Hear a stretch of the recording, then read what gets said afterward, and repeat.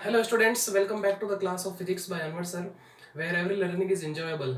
और आज हम स्टार्ट करने जा रहे हैं क्लास 12th फिजिक्स का chapter number 2, Gauss law and its application. और मैंने फर्स्ट चैप्टर के जो है वो सारे वीडियोस इस चैनल पर अपलोड कर दिए हैं। तो आप सेकंड चैप्टर स्टार्ट करने से पहले आप फर्स्ट चैप्टर के सारे वीडियोस जरूर देखें।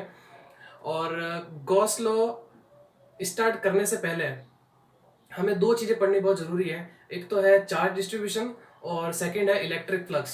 और दोनों ही चीजें जो है वो गॉस लॉ में बहुत ही इंपॉर्टेंट है। वहाँ के जब हम इसकी एप्लीकेशन करेंगे तो दोनों का बहुत ही बड़ा यूज है उसमें।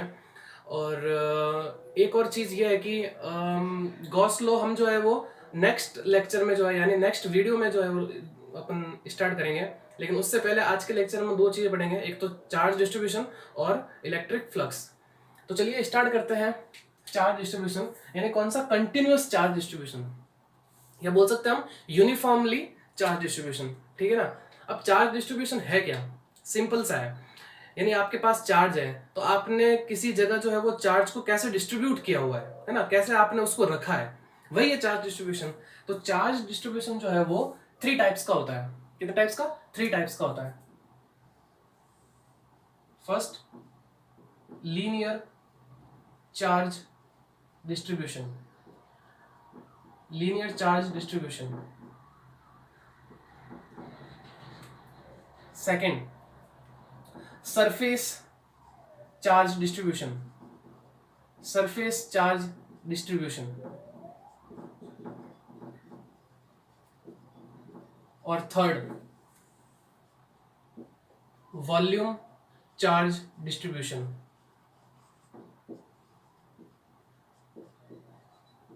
Volume charge distribution. Okay, so charge distribution मैंने बता दिया कितने टाइप्स का है। थ्री टाइप्स का है। Linear charge distribution, surface charge distribution और वॉल्यूम चार्ज डिस्ट्रीब्यूशन। अच्छा, अब आगे बढ़ते हैं कि ये तीनों है क्या चीज। ठीक है ना, तीनों को पढ़ते हैं। सो लीनियर, लीनियरली मतलब जो आपके पास में चार्ज है आपने उसको जो है वो डिस्ट्रीब्यूट किया है ऑन अ लाइन या लाइन वायर आप मान लो। ठीक है ना, किसी लाइन पे जो है आपने यूनिफॉर्मली चार्ज डिस्ट्रीब्यूट किया है तो उसको अपन बोलेंगे क्या? Linear charge distribution. यानी कहने का मतलब है कि ये मेरे पास में कोई एक ऐसा वायर है, ठीक है ना, और इस पर आपने क्या किया? चार्ज को यूनिफॉर्मली जो है वो डिस्ट्रीब्यूट किया हुआ है। यही है क्या मेरे पास में? Linear charge distribution. क्लियर ना। नेक्स्ट अब बात करते हैं surface charge distribution. Surface charge distribution यानी कहने का मतलब है कि जैसे कि आपके पास में कोई सरफेस है, या आप ऐसा मान लो कि आपके पास में कोई रेक्टेंगुलर सीट है ना, कोई रेक्टेंगुलर आपके पास मेटेलिक सीट है या स्क्वायर है, ठीक है ना, किसी भी टाइप की। यानी कहने का मतलब है कि चार्ज जो है वो कुछ इस तरीके से, ठीक है ना। ऐसे कोई आपके पास में 2D बॉडी है, ठीक है ना, अभी बात करूंगा मैं 1D 2D 3D की भी। ठीक है, तो ये आपने क्या किया? इस पे जो चार्ज जो है वो ऐसे कंटिन्यूअसली जो है वो डिस्ट्रीब्यूट किया हुआ है। ठीक है, ओके। नाउ नेक्स्ट बात करते हैं वॉल्यूम चार्ज डिस्ट्रीब्यूशन। ठीक है ना, वॉल्यूम चार्ज डिस्ट्रीब्यूशन यानी आपके पास में कोई एक ऐसी 3D बॉडी है, ठीक है ना, उस पर आपने क्या किया कि जो चार्ज को है वो उस पर यूनिफॉर्मली डिस्ट्रीब्यूट किया हुआ है, तो वो कौन सा हो जाएगा? Volume charge distribution. यानी अगर मैं बात करूं जैसे कि अगर मैं इस कमरे की बात करता हूं, ठीक है ना, इस कमरे में अगर आपने चार्ज डिस्ट्रीब्यूट किया है तो वो कौन सा चार्ज डिस्ट्रीब्यूशन होगा? वो होगा वॉल्यूम चार्ज डिस्ट्रीब्यूशन। बिकॉज इस रूम की क्या लेंथ है, ब्रेड्थ है, हाइट है, तो वॉल्यूम निकल जाएगा तो उससे। तो ये हो गया मेरे पास में वॉल्यूम चार्ज। तो फॉर एग्जांपल अगर मैं एक क्यूब ले लेता हूं, है ना, ये क्यूब, ये क्यूब, ठीक है ना, ये आपने इस पे क्या किया? चार्ज को जो है वो यूनिफॉर्मली डिस्ट्रीब्यूट किया हुआ है, ये, ठीक है। तो ये कौन सा हो गया आपके पास में? Volume charge distribution. ठीक है, आगे बढ़ते हैं। इसको अपन जो है वो 1D बॉडी भी बोल सकते हैं, ठीक है ना। ये मेरे पास में हो गया कौन सा? 1D बॉडी, ठीक है। ये मेरे पास में 2D बॉडी, और ये कोई 3D बॉडी। क्लियर है? ठीक है, आराम से समझ में आ गया, ठीक है, नो प्रॉब्लम। आगे बढ़ते हैं। Linear charge distribution, sorry, linear charge distribution से एक टर्म एसोसिएट है। इस तरीके से सरफेस चार्ज डिस्ट्रीब्यूशन से भी है, वॉल्यूम चार्ज डिस्ट्रीब्यूशन से भी है, तो इनसे एक एक टर्म एसोसिएट है। और लीनियर चार्ज डिस्ट्रीब्यूशन को जो अपन डिनोट करते हैं उसको करते हैं अपन लैम्डा से, उसको अपन लैम्डा से डिनोट करते हैं। और लीनियर चार्ज डिस्ट्रीब्यूशन मतलब कि आपने चार्ज को क्या किया, इस जो है वो लाइन या बोल लो आप जो है वो एक कोई वायर है उस पे आपने इस चार्ज को डिस्ट्रीब्यूशन किया है। तो यानी कहने का मतलब है कि चार्ज पर unit length is called linear charge density. इसको अपन बोलते हैं linear charge density, this linear charge density. Okay, this is linear charge density. ठीक है, सेम इसी तरीके से सरफेस चार्ज डिस्ट्रीब्यूशन को जो अपन डिनोट करते हैं वो है मेरे पास में सिग्मा से। यानी आपने जो चार्ज को जो है वो सरफेस पे, ठीक है ना, ये सरफेस यानी चार्ज पर यूनिट एरिया, सीधी सी बात है ना, या सरफेस। ठीक है, तो चार्ज पर unit area is called surface charge density. This is surface charge density, surface charge density. Clear? इस तरीके से यहां पे आ जाता है। वॉल्यूम चार्ज डिस्ट्रीब्यूशन को अपन डिनोट करते हैं किससे, रो से। ठीक है ना, तो इसमें वही सेम डेफिनेशन हो जाएगी, आप इससे कंपेयर करके लिख सकते हो कि चार्ज पर unit volume is called volume charge density. So ये आ जाएगा Q अपॉन V। सो इसको बोलते हैं upon volume charge density. This is volume charge density. Clear? चलिए अब इनकी यूनिट की भी बात कर लेते हैं। ठीक है ना, इनकी यूनिट की बात कर लेते हैं। ठीक है, इनकी यूनिट की। सो देखो, चार्ज की यूनिट कूलम, लेंथ मीटर में, सो कूलम पर मीटर। इसकी हो जाएगी coulomb per meter square, because area square में होता है। ठीक है, इस तरीके से वॉल्यूम, तो इसकी यूनिट हो जाएगी क्या, कूलम पर मीटर क्यूब। ठीक है, तो ये है मेरे पास में कंटिन्यूस चार्ज डिस्ट्रीब्यूशन। अब देखो इसकी जरूरत क्यों पड़ी, जब अपन ने फर्स्ट चैप्टर पढ़ा था, फर्स्ट चैप्टर में अपन ने किसको पढ़ा था, पॉइंट चार्ज के बारे में जो है अपन ने स्टडी की थी।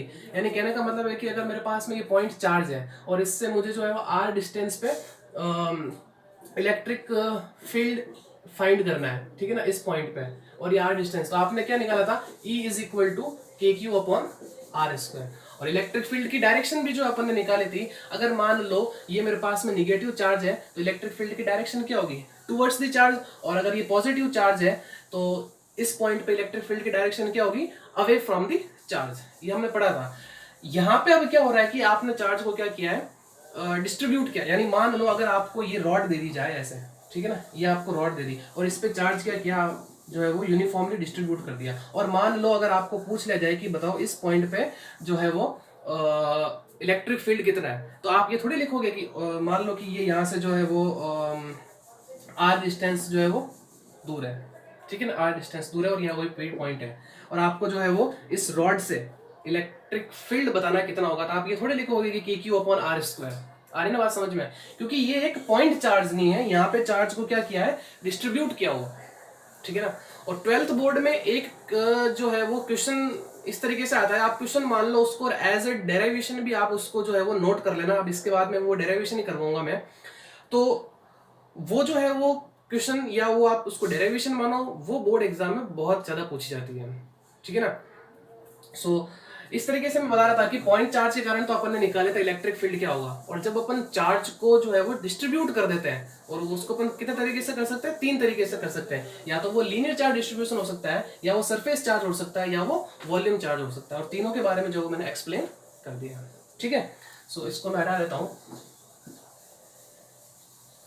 तो यहाँ पे वही था कि यहाँ पे जो है वो अपने को इन चीजों का यूज करना पड़ता है। यानी यहाँ पे लीनियर चार्ज डेंसिटी का फॉर्मूला जो है वो इस टाइप के क्वेश्चंस जो भी मैंने लिया था उसमें करता है, ठीक है ना। सरफेस चार्ज में सरफेस की बात करेंगे, वॉल्यूम चार्ज डिस्ट्रीब्यूशन में वॉल्यूम चार्ज डेंसिटी की बात करेंगे। सो इतना नोट करिए, फिर अपन एक वो क्वेश्चन करते हैं जो बोर्ड में अक्सर पूछा जाता है, ठीक है। So pause the video and note down. तो चलिए अब तक जो पढ़ा चार्ज डिस्ट्रीब्यूशन, उससे रिलेटेड अपन एक डेरिवेशन करते हैं। इस डेरिवेशन को आप एज ए क्वेश्चन भी आप जो है वो नोट कर लेना, ठीक है ना।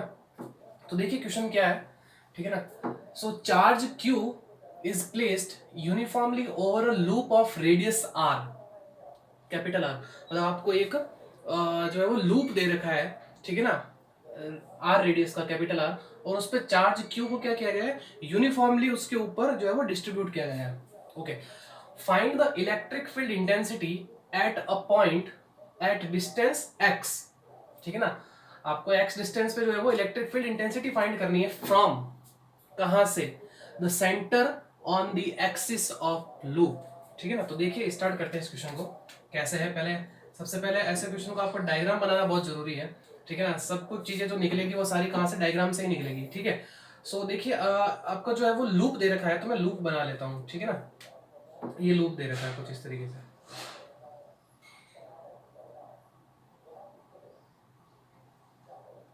ठीक है, आराम से बनाते हैं। ये एक लूप दे रखा है, क्लियर। ठीक है। और इस पे चार्ज को क्या किया गया है? यूनिफॉर्मली डिस्ट्रीब्यूट किया गया है। ये लो, ये कुछ इस तरीके से यूनिफॉर्मली क्यू चार्ज को जो है वो डिस्ट्रीब्यूट कर दिया। ठीक है। अब इसकी सेंटर से, ठीक है ना, कितने डिस्टेंस पे? एक्स डिस्टेंस पे एक पॉइंट है, वहां पे आपको क्या करना है? इलेक्ट्रिक फील्ड इंटेंसिटी फाइंड करनी है। सो मैंने यहाँ पे जो है वो एक पॉइंट ये कंसीडर कर लिया, यानी इस पॉइंट पे। ठीक है ना। और ये इसका सेंटर यहाँ से, और ये इसकी रेडियस मैंने मान ली क्या है? इसकी रेडियस वो है आर। ठीक है। इसके सेंटर से ये एक्स डिस्टेंस पे जो है वो मुझे इलेक्ट्रिक फील्ड इंटेंसिटी फाइंड करनी है। क्लियर? आ गया क्वेश्चन समझ में? यानी कहने का मतलब है कि ये मेरे पास में ऐसा एक लूप है। ठीक है ना। इस लूप से एक्स डिस्टेंस पे, इसके सेंटर से, ठीक है ना, जो है वो इलेक्ट्रिक फील्ड इंटेंसिटी फाइंड करनी है। अच्छा, अब ये एक पॉइंट चार्ज तो है नहीं। अगर पॉइंट चार्ज होता तो मैं सीधे E is equal to K Q upon X square इसका आंसर लिख लेता। लेकिन अब तो चार्ज को क्या किया है? यूनिफॉर्मली डिस्ट्रीब्यूट कर दिया है ना। ठीक है ना। सो अगर इसकी पूरे लेंथ की बात करूं तो वो क्या होगी? 2πr। ऑब्वियसली क्या होगी? 2πr होगी। मतलब मैंने क्या किया, मेरे पास में एक वायर था, उस वायर को मैंने मोड़ के एक लूप बना दिया। तो इनिशियल क्या था? वो एक वायर ही समझो उसको। ठीक है ना। तो इसका मतलब यहाँ पे क्या है? कौन सा? Linearly charge distribution. ठीक है ना। इसमें कौन सा चार्ज डिस्ट्रीब्यूशन है? Linear charge distribution. और इसके अगर मैं लेंथ की बात करूं तो इसकी लेंथ जो है वो 2πr के इक्वल होगी, बिकॉज एक वो क्या बन गई? एक सर्कमफ्रेंस बन गई है इसकी। ठीक है ना। ओके। और अगर मैं यहाँ पे जो है वो लीनियर चार्ज डेंसिटी निकालूं तो लैम्बडा इज इक्वल टू क्या होगा? चार्ज पर यूनिट लेंथ, या अपन इसको बोल सकते हैं क्यू अपॉन 2πr। ठीक है, 2πr। ओके। अब अगर यहाँ पे पॉइंट चार्ज दे रखा होता तो मैं फॉर्मूला लगा देता। तो क्यों ना इस लूप को अपन छोटे छोटे पॉइंट चार्ज में तोड़ दें और फिर उन सबको जोड़ के टोटल इलेक्ट्रिक फील्ड निकाल ले। बहुत सिंपल हो जाएगा ना इसके लिए। तो देखिए अपन यहाँ पे, मैं यहाँ पे एक छोटा सा चार्ज लेता हूँ। ठीक है ना। और वो चार्ज है मेरे पास में क्या? dq। क्लियर? और इसकी जो लेंथ है वो क्या है मेरे पास में? dl। मतलब पॉइंट चार्ज है तो इसको मैं dl ले लेता हूँ। ठीक है ना। dl ले लेता हूँ, या इसको अभी तो रहने दो, चलो इसको अभी रहने दो। और अब देखो ये तो एक पॉइंट चार्ज जैसा हो गया ना, ये एक पॉइंट चार्ज जैसा हो गया। इसको मैं क्या करता हूं? यहां ज्वाइन कर लेता हूं इससे। क्लियर? और ये डिस्टेंस जो है वो क्या है मेरे पास में? r डिस्टेंस है। क्लियर? ये मेरे पास में r डिस्टेंस है। ओके। अब इस पॉइंट चार्ज के कारण इस पे जो इलेक्ट्रिक फील्ड की डायरेक्शन होगी वो क्या होगी? इस तरफ ही तो होगी। ये मेरे पास में dE, बोलो सही है? ठीक है, इस तरफ होगी। ठीक है, आगे बढ़ते हैं। चलिए, अब जैसा एक मैंने यहाँ पर पॉइंट चार्ज लिया है उसके सिमेट्रिकल एक चार्ज नीचे भी होगा कि नहीं होगा? तो पहले, उससे पहले मैं मान लिया कि इनके बीच में एंगल कितना है? थीटा है। और इस लाइन को मैं क्या कर रहा हूँ? थोड़ा सा आगे बढ़ा रहा हूँ।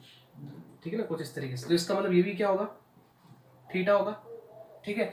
अब ये वेक्टर कंपोनेंट है, इसको मैं क्या कर सकता हूँ? स्प्लिट कर सकता हूँ दो परपेंडिकुलर कंपोनेंट में। तो इसका मतलब ये मेरे पास में कौन सा हो जाएगा? डी कॉस थीटा, जिधर थीटा उधर कॉस, और जस्ट उसके इस तरफ वो क्या हो जाएगा मेरे पास में? D sine theta.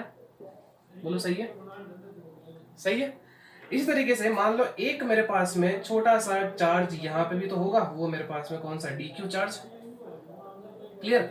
इस तरीके से इससे भी जो है वो, इससे भी जो इलेक्ट्रिक फील्ड की डायरेक्शन होगी वो क्या होगी? इधर ही तो होगी। यानी ये मेरे पास में क्या हो गया? डी। ठीक है। इसी तरीके से ये थीटा है तो ये भी क्या होगा? थीटा होगा। और अगर ये थीटा है तो इसके इधर जो कंपोनेंट आएगा परपेंडिकुलर कंपोनेंट, वो कौन सा होगा? वो भी डी कॉस थीटा होगा। वो भी डी कॉस थीटा होगा। ठीक है। अगर मैं यहाँ पे सिमेट्रिकल ले रहा हूं, ठीक है ना, ध्यान रखना। और इस तरीके से इसके परपेंडिकुलर कौन सा जाएगा, डी साइन थीटा। आ रही ना बात समझ में? तो इसका मतलब जो इसका रिजल्टेंट जो आएगा वो क्या होगा, इलेक्ट्रिक फील्ड, ठीक है ना। तो देखिए ये तो एक दूसरे के इफेक्ट को कैंसिल आउट कर देंगे बिकॉज एक दूसरे के अपोजिट लगे और सेम है, ठीक है ना।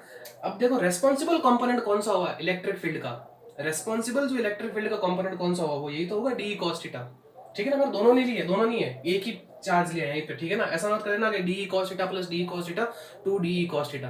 अरे बात समझ में? मैंने तो जस्ट एक समझाने के लिए कि ये इफेक्ट को क्या करते हैं, एक दूसरे को कैंसिल आउट कर देते हैं, लेकिन जो रेस्पॉन्सिबल जो कंपोनेंट होता है वो कौन सा होता है, डी कॉस थीटा होता है, ठीक है ना। जस्ट इसी की एक्सिस में, ठीक है ना। कौन से एक्सिस में, एक्स एक्सिस में, क्लियर। तो मैं क्या कर रहा हूं, इसको यहां से वो हटा देता हूं, ठीक है ना। इस चीज को मैं यहां से हटा देता हूं, ठीक है, इस चीज को यहां से हटा देता हूं मैं, ये, ठीक है। आगे बात समझ में? चलिए आगे बढ़ते हैं। अगर मैं आपसे पूछूं कि इस छोटे से चार्ज के कारण, इस छोटे से चार्ज के कारण इस पॉइंट पे इलेक्ट्रिक फील्ड क्या होगा, तो आप सीधा बोल दोगे कि ये पॉइंट चार्ज है, एज अ पॉइंट चार्ज, तो इसका मतलब यहाँ पे जो इलेक्ट्रिक फील्ड होगा वो कौन सा होगा, छोटा सा इलेक्ट्रिक फील्ड, वो क्या होगा, के क्यू, क्यू कौन सा, D Q upon R square. तो ये लो आर स्क्वायर, इसके बीच की डिस्टेंस क्या है, आर है, तो ये क्या हो जाएगा, आर स्क्वायर हो जाएगा, ठीक है। आगे बढ़ता है, आगे बढ़ता है। अब ये तो हो गया। अब इसी तरीके से मैं क्या करता हूँ, इस पूरे ही लूप को मैं डी मतलब छोटे छोटे छोटे छोटे छोटे छोटे चार्ज में तोड़ देता हूँ और फिर सबके इलेक्ट्रिक फील्ड को कर देता हूँ, ऐड कर देता हूँ, या उसका कर देता हूँ इंटीग्रेशन कर देता हूँ, तो मेरे पास में क्या आ जाएगा, टोटल इलेक्ट्रिक फील्ड आ जाएगा।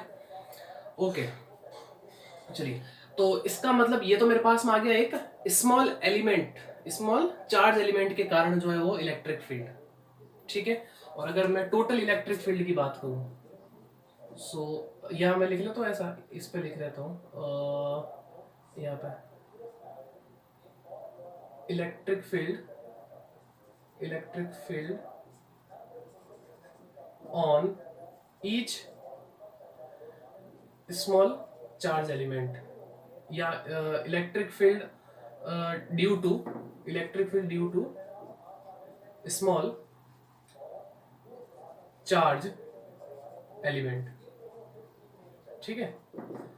Okay, so total electric field, so total electric field वो क्या होगा, देखो, so E is equal to, E is equal to integration, E is equal to integration of DE, of DE, कौन सा DE, DE cos theta, DE cos theta. आगे बात समझ में, integration of DE cos theta, ठीक है। DE की value तो यहां से मिल जाएगी, क्लियर। सो ये मेरे पास में E is equal to integration K D Q upon R square cos theta, clear. बाकी सब ये कांस्टेंट है, बाहर आ जाएंगे, डी क्यू अंदर रह जाएगा। सो ये हो जाएगा मेरे पास में K cos theta upon R square integration of D Q, clear. और डी क्यू का इंटीग्रेशन क्या हो जाएगा, क्यू हो जाएगा।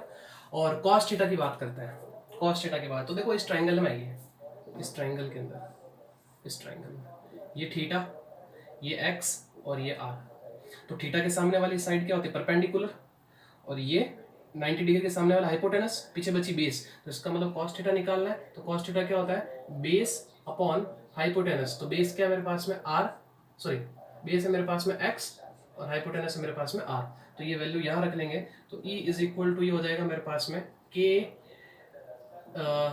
डी क्यू का हो जाएगा क्यू, ये हो जाएगा मेरे पास में एक्स अपॉन आर, तो ये हो जाएगा मेरे पास में आर क्यू। बोलो सही है, आगे बात समझ में। चलिए, तो K Q X upon R Q ये आ गया मेरे पास में। अब बात करते हैं इस आर की वैल्यू निकाल लेते हैं अपन आर और एक्स के टर्म में। तो देखो क्या होगा, ये एक रेक्टेंगल ट्राइंगल है, तो इसका मतलब पाइथागोरस थ्योरम लगा ले। तो पाइथागोरस थ्योरम क्या हो जाएगी, R square is equal to capital R square plus X square, है ना। इन ट्राइंगल, इन ट्राइंगल या पॉइंट दे देते हैं ओ ए और फिर ये P, in triangle O A P. तो देखो मेरे पास में ये क्या हो जाएगा, R square is equal to capital R square plus X square. So R is equal to R square plus X square की पावर कितनी 1/2। सो ये वैल्यू अपन यहाँ रख देंगे आर की। So E is equal to मेरे पास में आ जाएगा K Q X upon R square plus X square की पावर कितनी 3/2। This is the final result electric field का, ठीक है ना। So K Q X upon R square plus X square की होल पावर 3/2। सो इतना इलेक्ट्रिक फील्ड जो है वो इस लूप के कारण इस पॉइंट पे होता है। अगली बात समझ में। और अगर मैं बात करूं इसके सेंटर पे, अगर मैं बात करूं इसके सेंटर पे, ठीक है, तो सेंटर पे तो इलेक्ट्रिक फील्ड क्या हो जाएगा, डिस्टेंस कितनी 0, एक्स कितना 0, तो इसका मतलब इलेक्ट्रिक फील्ड क्या हो जाएगा 0 हो जाएगा। ओके, अब बात करते हैं कि मान लो ये एक्स जो पॉइंट है, ये एक्स ये क्या है, बहुत बहुत दूर है, यानी स्पेशल केस बना दूं मैं इसको यहाँ पे, स्पेशल केस, यानी X is greater than R, बहुत ज्यादा दूर है, ठीक है ना। इसका मीनिंग क्या होगा, इसका क्या मीनिंग होगा, तो देखो कि x बहुत बड़ा है r से, ठीक है ना। कहने का मतलब है कि अगर मेरे पास में यहाँ एक लूप है और इसको मैं जो है वो बहुत ही लगभग 1-2 किलोमीटर दूर से देख रहा हूं, तो इसका मतलब इसको क्या दिखेगा, ये एक पॉइंट चार्ज दिखेगा, दिखेगा नहीं दिखेगा, एक पॉइंट चार्ज दिखेगा।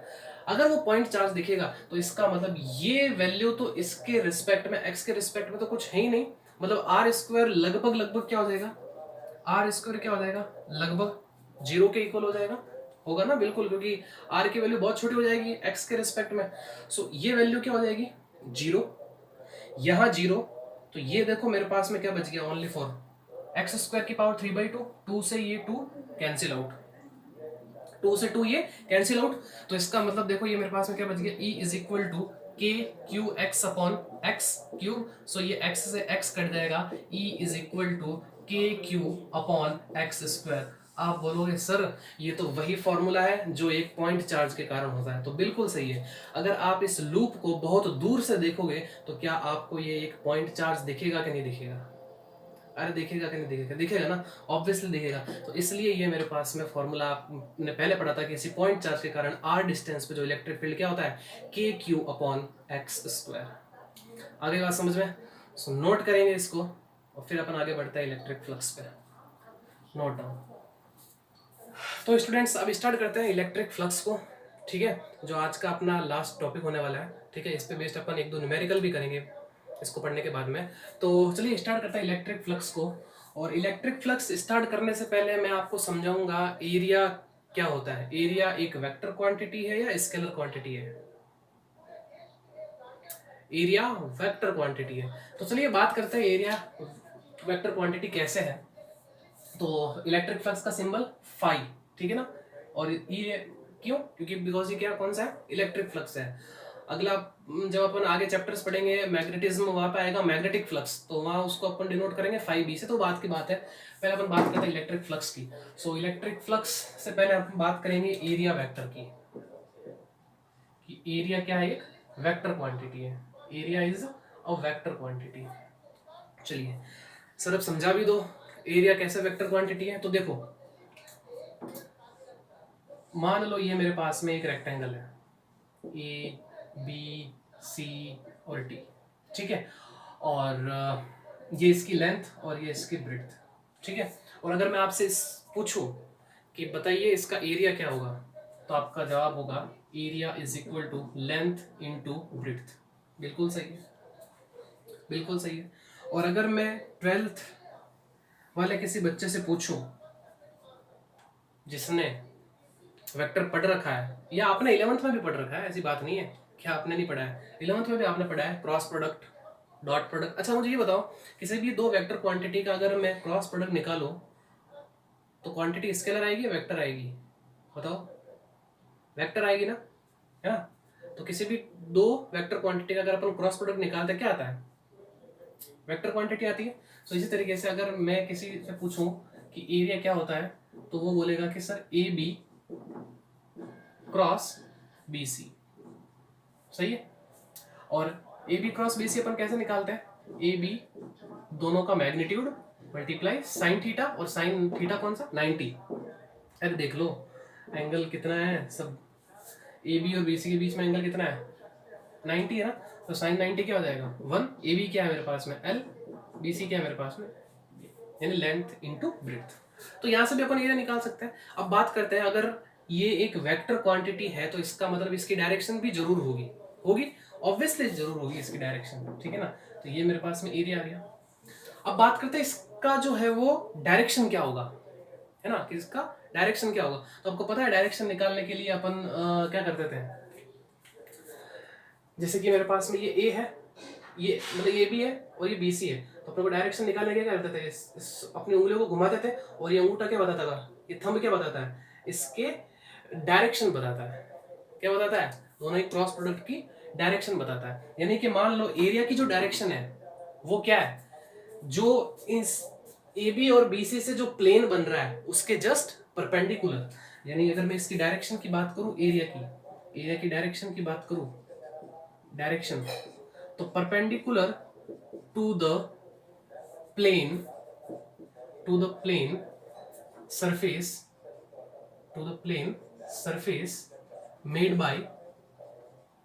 Made by A B and B C, ये तो होगा perpendicular to the plane surface made by A B and B C. ऐसे तो निकालते थे अपन, जो डायरेक्शन है राइट हैंड थंब रूल से निकालते थे, जैसे अपन ने पिछली क्लास में पढ़ा था, ठीक है ना। सो यही है मेरे पास में ए बी, और इसको ऐसे घुमाएंगे, है ना, जिस तरह अपने को निकालना है ए बी और बी सी का निकालना है, तो इसका मतलब अपने इसको घुमाएंगे ऐसे। अच्छा ये अंदर भी हो सकता है ना, आगे बात समझ, इसकी डायरेक्शन मतलब क्या बोलते हैं, इसके अंदर साइड भी हो सकती है। यानी जब अगर अपन इसको ऐसे घुमा, है ना, इसको ऐसे बी सी से अगर अपन ए बी की ओर घुमाए तो डायरेक्शन क्या आएगी, अंदर की ओर आएगी, ठीक है ना। तो एक तरह से ये कौन सा है, 2D सरफेस है। आ रही है बात समझ में, कौन सा सरफेस है ये, 2D सरफेस है। और 2D सरफेस में जो डायरेक्शन होती है एरिया की वो आउटवर्ड्स और इनवर्ड्स दोनों होती है, ठीक है ना। और 3D की बात करें तो वो क्या होती है, ओनली फॉर आउटवर्ड्स होती है। मैं भी लिखवा दूंगा यहाँ पे, ठीक है ना। सो यहाँ पे मैं डायरेक्शन की बात कर रहा हूँ, तो डायरेक्शन तो पता चल गई कि perpendicular to the plane surface made by A B and B C. Clear है, ठीक है। अच्छा चलो अब बात करते हैं कि ये जो है वो कौन सी डायरेक्शन है, एक्स वाई या जेड, वो भी बता देते हैं, ठीक है ना। मान लो ये मेरे पास में एक्स डायरेक्शन, ये हो गई कौन सी वाई डायरेक्शन, और ये हो गई कौन सी जेड डायरेक्शन। तो इनसे कौन सा प्लेन बन रहा है, एक्स वाई प्लेन बन रहा है ना, एक्स वाई प्लेन देखो, एक्स और ये वाई, एक्स वाई प्लेन। अब एक्स वाई प्लेन तो इसके जस्ट परपेंडिकुलर कौन सी होगी, यही तो होगी जेड। मान लो कि ये एक्स, ये वाई, और आपकी तरफ जा रही वो कौन सी जेड, एक्स वाई और जेड। तो प्लेन का बना है एक्स वाई में, तो डायरेक्शन क्या हुई, जस्ट आउटवर्ड्स। तो इसका मतलब आउटवर्ड्स पॉजिटिव डायरेक्शन में, इसका मतलब मैं यहाँ पे क्या लगा लूँ, के कैप, जो क्या बताता है, के कैप क्या होता है, यूनिट वेक्टर ही तो होता है। और अगर इनसाइड होगी तो क्या आएगा मेरे पास में, माइनस के कैप। आ रही ना बात समझ में, माइनस के कैप आ जाएगा। ओके, तो यहाँ तक आ गया समझ में। तो ये है मेरे पास में एरिया क्या होता है, एक वेक्टर क्वांटिटी है। और अब बात करते हैं कि ये जो मैंने अभी बताया था आपको 2D और 3D का, तो यहाँ पे मैं नोट पॉइंट लिखवा देता हूँ, note point. So note point क्या रहेगा अपना, फर्स्ट कि ओपन सरफेस, है ना, ओपन सरफेस। ये कौन सरफेस है, ओपन सरफेस है, जिनको अपन बोलते हैं कौन से, 2D सरफेस। तो इसमें जो डायरेक्शन होती है ना, डायरेक्शन ऑफ एरिया, है ना, वो क्या होती है, बोथ इनवर्ड्स या आउटवर्ड्स, दोनों में से कोई भी हो सकती है, ठीक है। और अगर बात करें क्लोज्ड सरफेस, जो क्लोज सरफेस यानी कौन से, 3D सरफेस, उनके लिए जो डायरेक्शन होती है, डायरेक्शन ऑफ एरिया, उनके लिए जो डायरेक्शन होती है वो क्या होती है, ओनली आउटवर्ड्स। ओनली क्या होती है, आउटवर्ड्स होती है। क्लियर। फॉर एग्जाम्पल अगर मैं, जैसे कि ये तो मैंने बता दिया आपको 2D, 3D की बात करें तो जैसे कि एक ले लो आप, सिलेंडर ले लो, क्यूब ले लो, है ना। जैसे कि सिलेंडर की बात करें तो ये मेरे पास में मान लो, देखो जैसे कि ये एक सिलेंडर है, ठीक है ना, ये सिलेंडर है, तो सिलेंडर ऐसे तो होता है गोल, ठीक है ना। तो क्या हो सकती है, यहाँ से तो इसके जस्ट आउटवर्ड से तो होगी। मान लो ये प्लेन है, ठीक है ना, इस प्लेन के जस्ट क्या होगी, परपेंडिकुलर, जस्ट परपेंडिकुलर तो होगी, इसके इस तरफ होगी। यहाँ डायरेक्शन या तो इधर हो सकती है, यहाँ इधर हो सकती है, तो सब जगह से इसकी क्या होगी, परपेंडिकुलर। इधर ले लो चाहे इधर लो, चाहे नीचे इस तरफ इस तरफ इस तरफ, सभी जगह क्या होगी, परपेंडिकुलर होगी। ओके, क्यूब की बात कर लेते हैं। क्यूब, चलिए अगर मैं बात करूं इस सरफेस की, ये ऊपर वाला जो सरफेस है ये वाला, इस सरफेस की, तो इसकी जो बोलते हैं अपन एरिया का जो डायरेक्शन है वो क्या होगी, ओनली आउटवर्ड्स होगी, यानी इस तरफ होगी। ठीक है, अगर बात करूं मैं इस सरफेस की, इस सरफेस की, ये वाले सरफेस की, इस सरफेस की, तो इस सरफेस की इनसाइड नहीं होगी, कहाँ होगी, ओनली फॉर आउटसाइड, यानी आउटसाइड। आ रही ना बात समझ में, क्लियर है। और जैसे अगर मैं बात करूं इसकी, ये वाले की, तो इसकी कहाँ होगी, सिर्फ आउटसाइड होगी, इनसाइड नहीं होगी। ठीक है ना। 2D में इसमें बात करें तो आउटसाइड भी हो सकती है, इनसाइड भी हो सकती है ना, लेकिन इसके इनसाइड कैसे होगी, इसके तो आउटसाइड ही होगी ना ओनली। तो वही चीज है यहाँ पे। तो ओपन सरफेस में जो है उनको अपन क्या बोलते हैं, 2D सरफेस, उसमें जो डायरेक्शन होती है वो क्या होती है, both inwards and outwards. Close surface यानी 3D सरफेस में जो डायरेक्शन होती है एरिया की वो क्या होती है, ओनली आउटवर्ड्स। क्लियर। एरिया का कॉन्सेप्ट समझ में आ गया। एरिया क्या है, एक वेक्टर क्वांटिटी है जिसकी जो डायरेक्शन होती है वो हमेशा क्या होती है, सॉरी उस डायरेक्शन क्या होती है, perpendicular to the plane surface. ठीक है। इस तरीके से अगर मैं इसकी बात करूँ, ये मेरे पास में एक डस्टर है, ठीक है ना, ये इसका सरफेस है, ठीक है ना। अगर इसकी डायरेक्शन की बात करें तो यहाँ से मैं ऑब्जर्व कर रहा हूँ तो इसकी डायरेक्शन क्या होगी, जस्ट इसके परपेंडिकुलर। आ रही है बात समझ में। और एरिया पे ही जो है वो इलेक्ट्रिक फ्लक्स जो है वो डिपेंड करता है। वैसे ओनली एरिया पे ही नहीं करता है, इलेक्ट्रिक फील्ड पे भी डिपेंड करता है। तो अब अपन पढ़ते हैं इलेक्ट्रिक फ्लक्स क्या होता है। तो पहले ये नोट करो, फिर आगे बढ़ते हैं। आगे बढ़ते हैं, अब इलेक्ट्रिक फ्लक्स को पढ़ते हैं। ठीक है। तो देखिए इलेक्ट्रिक फ्लक्स है क्या, पहले एक बार डेफिनेशन को देख लेते हैं, फिर उसके बाद में समझते हैं क्या electric flux. So electric flux क्या है, electric flux passing through a surface is directly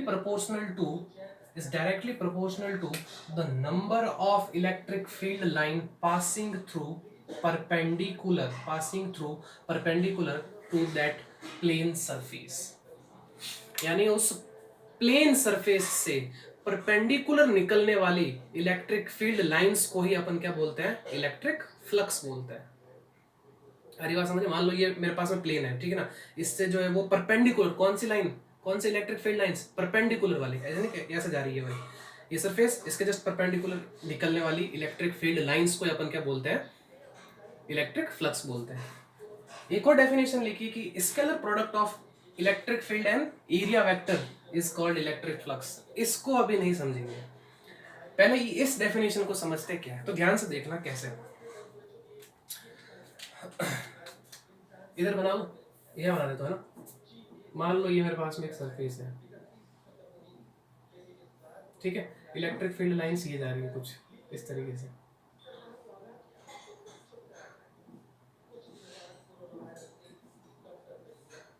और आपसे पूछो इलेक्ट्रिक फ्लक्स कितना, तो कितनी परपेंडिकुलर लाइन निकल रही है ना। जैसे कि मान लो इसका जो है वो क्या बोलते हैं, एरिया, वो इसके परपेंडिकुलर होगा, एरिया भी, एरिया इसके परपेंडिकुलर होगा।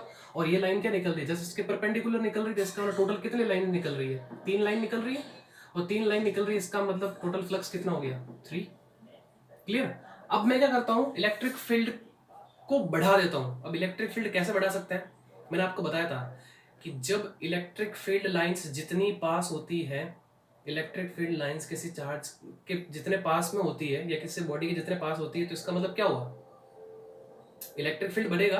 अरे सिंपल सा समझो ना, कि जितनी पास पास लाइनें होती है, इलेक्ट्रिक फील्ड क्या होता है, उतना ही मजबूत होता है। इलेक्ट्रिक फील्ड लाइंस जैसे जैसे दूर जाती है, इलेक्ट्रिक फील्ड का इफेक्ट क्या होता है, कम होता जाता है। तो इसका मतलब इलेक्ट्रिक फील्ड लाइंस को क्या करना है, मुझे बढ़ा देना है। तो इलेक्ट्रिक फील्ड लाइंस को मैं बढ़ा दूं, सरफेस मैंने क्या किया, यही लिया, ठीक है, मैंने क्या किया, इलेक्ट्रिक फील्ड लाइंस को बढ़ा दिया है ना।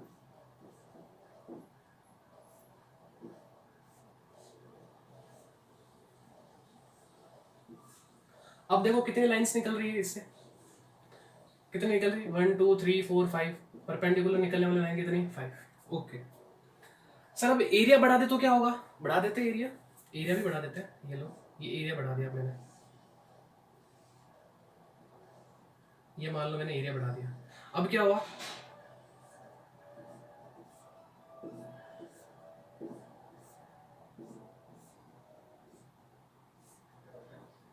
मान लो सारे के सारे इलेक्ट्रिक फील्ड लाइन निकलने लगी, तो इसका मतलब इलेक्ट्रिक फ्लक्स कितना हो गया, 2 3 4 5 6 हो गया। मतलब कि सारे के सारे लाइनें निकलने लगी, इसका मतलब इलेक्ट्रिक फ्लक्स कितना, 6 हो गया। यानी कहने का मतलब क्या है कि इलेक्ट्रिक फ्लक्स किस किस पे डिपेंड कर रहा है, एक तो इलेक्ट्रिक फील्ड पे डिपेंड कर रहा है और एक एरिया पे डिपेंड कर रहा है। मान लो जैसे कि इस डस्टर को मैंने लिया, अगर इलेक्ट्रिक फील्ड लाइंस ऐसे जा रही है, इलेक्ट्रिक फील्ड लाइंस ऐसे निकल रही है, तो इसका मतलब इलेक्ट्रिक फ्लक्स जो होगा, चलो मैं आपको दो सिचुएशन देता हूँ, एक तो मेरे पास में ये है, ये सरफेस है, और एक मेरे पास में ये वाला सरफेस है, तो बताओ सबसे ज्यादा इलेक्ट्रिक फील्ड लाइंस कहाँ से निकलेगी, पहली वाली कंडीशन से निकलेगी। तो इसका मतलब इस तरफ जो है वो इलेक्ट्रिक फ्लक्स कितना है, मैक्सिमम है ना। यहाँ इलेक्ट्रिक फ्लक्स क्या है, कम है, बिकॉज यहाँ से क्या करेंगे, फ्यू लाइन से निकल पाएगी, और यहाँ से अगर हम बात करें तो बहुत ज़्यादा इलेक्ट्रिक फील्ड लाइंस निकलेगी, तो इसका मतलब मैक्सिमम जो इलेक्ट्रिक फ्लक्स होगा वो यहाँ ज़्यादा होगा पहली वाली कंडीशन में, ठीक है। ओके, तो इस तरीके से तो मैंने आपको बता दिया कि इलेक्ट्रिक फील्ड लाइंस अपन दो तरीके से, इलेक्ट्रिक फ्लक्स जो है वो दो तरीके से इंक्रीज कर सकते हैं, या तो इलेक्ट्रिक फील्ड को, यहाँ पे क्या किया मैंने, यहाँ पे इलेक्ट्रिक फील्ड को बढ़ा दिया है, और यहाँ मैंने किसको बढ़ाया, यहाँ मैंने एरिया को बढ़ाया है, यानी एरिया और इलेक्ट्रिक फील्ड में से किसी को भी बढ़ाओ, इलेक्ट्रिक फ्लक्स क्या होगा, जरूर बढ़ेगा। लेकिन ध्यान देना कंडीशन कि इलेक्ट्रिक फील्ड लाइंस क्या होनी चाहिए, परपेंडिकुलर होनी चाहिए प्लेन सरफेस के, है ना। ये प्लेन है, इसका परपेंडिकुलर का इस तरफ ही तो होगा, आ रही बात समझ में। और अगर मैं ये बना दूं ऐसे, ये है ना, ये ऐसे,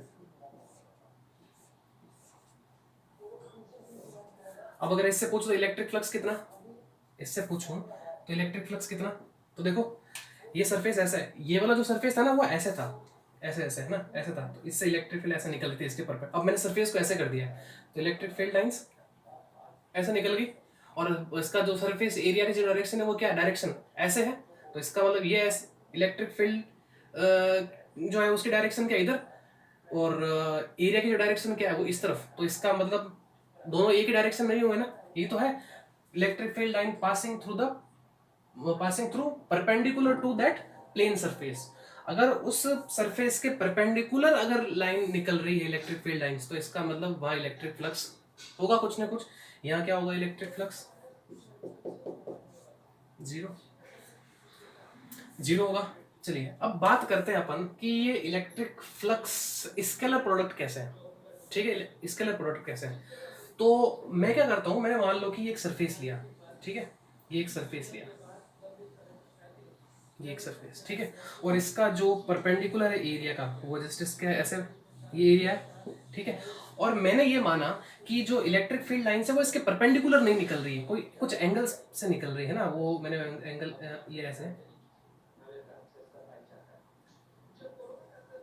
ये लो, ये इलेक्ट्रिक फील्ड लाइन ऐसे निकल रही है, और वो कौन सी है, थीटा एंगल पे निकल रही है, ठीक है, ये एरिया और ये इलेक्ट्रिक फील्ड, ठीक है। अब मैंने आपको बताया था कि कौन सी अपन जो है वो इलेक्ट्रिक फील्ड लाइंस लेते हैं जो इस प्लेन के जस्ट परपेंडिकुलर होती है, तो ये परपेंडिकुलर थोड़ी है, परपेंडिकुलर कौन सी होगी, जो इस एरिया के साथ में होगी, मतलब इस एरिया की डायरेक्शन के अलोंग होगी। तो इसका मतलब इस ये वेक्टर क्वांटिटी है, इसको अपन क्या कर सकते हैं, दो कंपोनेंट में स्प्लिट कर सकते हैं। तो इसका इधर वाला कंपोनेंट कौन सा होगा, कॉस, नीचे वाला कौन सा होगा, साइन, बिकॉज इधर जिस तरफ थीटा होता है उस तरफ कौन सा होता है, कॉस, ई कॉस थीटा, और इस तरफ कौन सा होगा, ई साइन थीटा। आधी बात समझ में। तो इसका मतलब दोनों ही एक ही डायरेक्शन में है ना, कौन सी, परपेंडिकुलर डायरेक्शन में इस प्लेन के। तो इसका मतलब यहाँ से जो फ्लक्स का फॉर्मूला निकल के आया, फाई इज इक्वल टू वो क्या आया, ई ए कॉस थीटा, इस तरीके से phi is equal to E dot A. और हम जानते हैं कि किसी भी दो वेक्टर का डॉट प्रोडक्ट क्या होता है, स्केलर। अरे बात समझ में। तो स्केलर क्वांटिटी निकल के आ गई, ई ए कॉस थीटा, और कॉस को हटाया अपने क्या लिखा है, ई डॉट ए। तो इसका मतलब ये क्या है मेरे पास में, इलेक्ट्रिक फ्लक्स। आगे बात समझ में। तो इलेक्ट्रिक फ्लक्स क्या है, एक स्केलर क्वांटिटी है, ठीक है। इलेक्ट्रिक फ्लक्स क्या निकल गया यहाँ से, this is a scalar quantity. Electric flux क्या है, स्केलर क्वांटिटी है। आगे बात समझ में, ठीक है। तो हमेशा ध्यान रखना, इलेक्ट्रिक फील्ड का अपन कौन सा वाला कंपोनेंट लेंगे, along the direction of area, जो एरिया की डायरेक्शन में है उसी को अपन लेंगे। इसको नहीं लेंगे, हाँ ई साइन थीटा नहीं लेंगे। क्यों नहीं लेंगे? देखो ये जस्ट क्या था, इसके परपेंडिकुलर था, और परपेंडिकुलर इसका मतलब कि साइन 90 कितना होता, सॉरी हाँ, अगर अपन इसका जस्ट परपेंडिकुलर लेते हैं अगर 90 डिग्री, तो कॉस 90 क्या होता है? 0 होता है। सेम यहीं पे देख लो ना, इलेक्ट्रिक फील्ड की डायरेक्शन ऐसे, एरिया की डायरेक्शन ये, बीच में एंगल कितना 90 डिग्री, और कॉस 90 क्या होता है? 0। और इस पे क्या आता है? फ्लक्स कितना आता है? सॉरी, यहाँ पे फ्लक्स कितना आएगा? 0 आएगा। यहाँ पे फ्लक्स क्या आएगा? 0 आएगा। ठीक है ना? तो नोट करो इसको, आगे बढ़ते हैं। तो एक न्यूमेरिकल करते हैं आगे। आपको क्या दे रखा है? आपको इलेक्ट्रिक फील्ड दे रखा है और एरिया वेक्टर दे रखा है, और आपको बताना है कि इलेक्ट्रिक फ्लक्स क्या होगा। तो सीधा सा अपने वेक्टर फॉर्म में दे रखा है, तो phi is equal to, solve करेंगे, फाई इज इक्वल टू हमें पता है क्या होता है? E dot E. Vector form में दे रखा है तो इसको ऐसे सॉल्व करेंगे। तो देखिए फाई इक्वल टू ई कितना दे रखा है? 200 आई कैप प्लस 300 जी कैप डॉट 5 इंटू 10 की पावर -3 जी कैप। क्लियर? अब अपने को क्या करना है? इसका डॉट प्रोडक्ट निकालना है। तो चलिए डॉट प्रोडक्ट निकालते हैं। फाई इज इक्वल टू, सबसे पहले 200 को 5 से अपन इससे मल्टीप्लाई कर दे। अच्छा देखो यहाँ पे आई डॉट जे क्या होता है? 0 होता है, ये तो पता है आपको। तो इसका मतलब ये पूरी क्वांटिटी क्या हो जाएगी? 0 हो जाएगी, पहली वाली। दूसरे की बात करें, 300 इंटू 5, और जे डॉट जे क्या होता है? 1 होता है ना। ऐसे I dot I 1, J dot J 1, के डॉट के 1, है ना। और अगर इनका अलग अलग मल्टीप्लाई करें जैसे कि दूसरे के साथ में, तो I dot J 0, J dot के 0, जे और के डॉट आई वो भी 0 होता है। तो इसका सेम ये आई डॉट जे क्या हो जाएगा? 0 हो जाएगा। तो ये हो जाएगा मेरे पास में 15 इंटू 10 की पावर -3। तो इसका मतलब फाइनली मेरे पास में कितना आ गया? ये 1.5। अच्छा देखो अब इसकी यूनिट की बात करते हैं क्या होती है। तो देखो इसकी यूनिट क्या दे रखी है? न्यूटन पर कूलम, और इसकी यूनिट मीटर स्क्वायर। तो ऐसा यूनिट भी लिख लेना आप साथ में, है ना। ऐसा यूनिट जो है इलेक्ट्रिक फ्लक्स की, वो क्या होती है? न्यूटन इंटू मीटर स्क्वायर पर कूलम, ये होती है। क्लियर? चलिए एक एग्जांपल और करते हैं। एक एग्जांपल और, मान लो मेरे पास में ये सर्कुलर सीट दे रखी है, ठीक है, और ये इसकी रेडियस है, ठीक है ना। और ये जो इलेक्ट्रिक फील्ड लाइंस जो है वो कुछ इस तरीके से 30 डिग्री का एंगल बनाते हुए जा रही है। और बताइए कि इलेक्ट्रिक फ्लक्स कितना होगा? इलेक्ट्रिक फ्लक्स कितना होगा? ठीक है, ये इलेक्ट्रिक फील्ड की डायरेक्शन है, ठीक है। अच्छा अब अपन क्या करेंगे? फ्लक्स का फॉर्मूला लगाएंगे, phi is equal to E A dot A, और फाई इज इक्वल टू हो जाएगा ई ए कॉस थीटा, यही लगाओगे, ठीक है। इलेक्ट्रिक फील्ड की वैल्यू आपको दे रखी होगी, रेडियस आपको गिवन होगी क्वेश्चन में, तो फॉर्मूला लगा लेंगे यहाँ पे, है ना। क्या हो जाएगा? ई और पाई आर स्क्वायर, और कॉस की जगह आप क्या रखोगे? 30, और कॉस की जगह जैसे 30 रखोगे, आंसर क्या हो जाएगा? गलत हो जाएगा। क्यों गलत होगा? अरे अभी तो मैंने बताया थोड़ी देर पहले कि जो इलेक्ट्रिक फील्ड होना चाहिए वो क्या होना चाहिए? Perpendicular to the plane surface. यानी अगर मैं बात करूं इस सर्कुलर रिंग की, तो इसका जो एरिया होगा वो क्या होगा? जस्ट इसके परपेंडिकुलर, इस तरफ, यही तो होगा, यही तो होगा। अब आप देख लो, मैंने पहले ही बताया था कि इलेक्ट्रिक फील्ड कहाँ लेना है आपको? इलेक्ट्रिक फील्ड की डायरेक्शन क्या लेनी? Along the area. जिधर एरिया उधर ले लो आप इलेक्ट्रिक फील्ड को 2D सरफेस में, सीधा आपके पास में आंसर आ जाएगा, है ना। तो देखो इसका मतलब ये है इन दोनों के बीच में एंगल। थीटा क्या था? वेयर थीटा, थीटा क्या है? कहाँ गया theta? Theta theta angle between E and E. इनके दोनों के बीच में एंगल कितना है? 60 डिग्री है। आई बात समझ में? तो यहाँ पे हम क्या लेंगे? ई पाई आर स्क्वायर कॉस 60, और कॉस 60 की वैल्यू आपको पता है कितनी होती है? 1/2। तो इसका मतलब इसका आंसर आ जाएगा E into pi R square upon 2। Value दे रखी होगी, आप क्वेश्चन में रखना, आंसर आ जाएगा आपके पास में। तो मतलब मेन था कि कॉन्सेप्ट को समझाना, कॉन्सेप्ट से न्यूमेरिकल कैसे अटेम्प्ट करना है। तो ध्यान रखना अपन जो है वो एंगल कौन सा लेते हैं? एरिया और इलेक्ट्रिक फील्ड के बीच का एंगल लेते हैं। सो ये इलेक्ट्रिक फील्ड था, एरिया की डायरेक्शन अब अपन ने बनाई है ना, जो इस तरफ थी, perpendicular to the plane surface, ठीक है। तो यहाँ पे मेरे पास में 30 ना लेके क्या लेंगे? 60। और एग्जाम में अक्सर ऐसा क्वेश्चन आता है और ये कंफ्यूज करता है, और बच्चे क्या करते हैं 30 लिख के आ जाते हैं, और क्वेश्चन क्या हो जाता है उनका? गलत हो जाता है, जबकि एंगल क्या है? 60 डिग्री। मैंने पहले बताया था एंगल एरिया और इलेक्ट्रिक फील्ड के बीच का रहता है, ठीक है, सो नोट करो इसको। तो स्टूडेंट्स आज की क्लास में बस इतना ही, मिलते हैं नेक्स्ट वीडियो में जिसमें हम डिस्कस करेंगे गाउस लॉ, गाउस की एप्लीकेशंस क्या है। ठीक है, तब तक इस वीडियो को ज़्यादा से ज़्यादा लाइक करें, शेयर करें और सब्सक्राइब करें। मिलते हैं नेक्स्ट वीडियो में।